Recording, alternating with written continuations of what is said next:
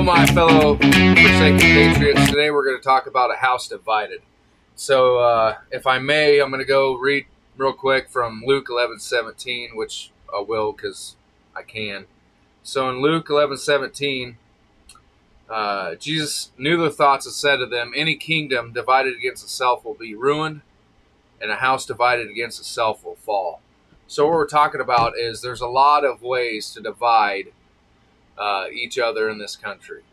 So we got family division, we got friends division, we got church division. We have a two-party system in America as it is anyways. There's two types of mainstream media, Fox News and CNN, and they both want us fighting at each other. You got George Floyd, BLM riots, and if you didn't get on board with that, then they wanted us divided. You got Samsung and iPhone. I could see already you iPhone people clicking off this thing because I've got a Galaxy S8 Plus from like 7 years ago. I've also been to Nickelback concerts, two of them, and enjoyed both of them. But here's what the government and the deep state, the people that want this world, basically one or a new world order or one world government, is the easiest thing that they can do is cause division in the family and rip it apart, because that's our strongest thing. If me and my wife aren't getting along, that will tear my family apart. Same thing with friends, same thing with your local churches, same thing with political ideology and all that stuff. Not saying you can't have different opinion. We're going to talk about that. But there are so many ways, and the easiest way to attack America is by ripping the family apart and then going on from there. You're going to rip your community apart. You're going to rip your friends apart. So here's something that I want to talk about is every single one of us has emotional currency in a bank. And what do I mean by emotional currency? I mean that, hey, there's only so many times that I can treat somebody like a jerk or an a-hole before I deplete that account. And I'm not talking extreme right, extreme left, but we don't know how to disagree with each other anymore. We don't. But you got to remember, if I talk to someone disrespectfully, why would I be shocked if I get the same disrespect back? So it's easy to be like, oh, this person voted for Biden, which I don't agree with. Or, hey, this person's going to vote for Trump, which is me, and you don't have to agree with that. What I'm saying is we can actually be Americans and have a discourse on what our thoughts and feelings are without being a-holes or disrespectful. Now, if you're disrespectful, it's obvious that either you don't have a firm foundation for you to talk about, or that's just who you are as a person, and immediately avoid those conversations and move on.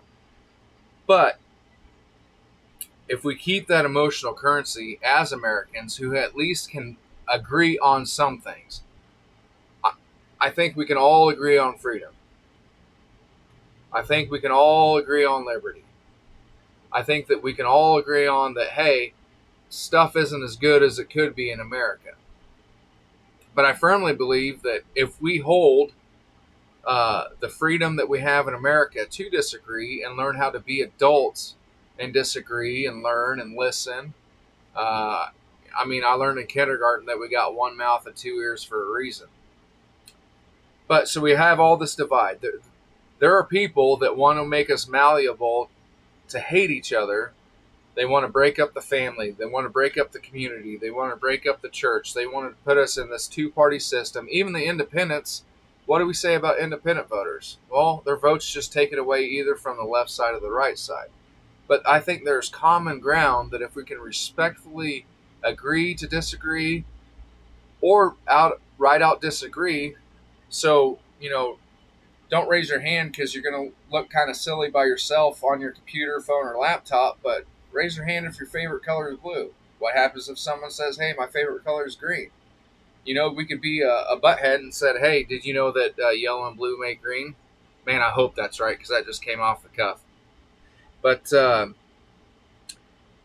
we are more conquerable from outside influence if we don't hold together.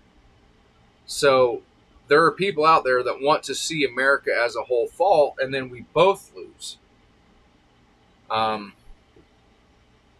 I know I'm getting close to the end of the time, but seriously, talk with respect to your family, the people that live in your household, and learn how to have conversations with love and respect, even if you disagree. Talk with your friends respectfully. Don't drain that emotional savings account.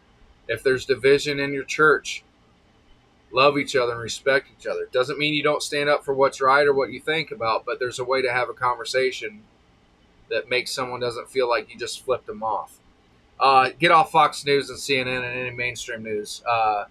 You can learn more from doing your own research. Just make sure that you understand what lens you're looking at. Hey, listen, there's a lot of people that were torn up by George Floyd and BLM.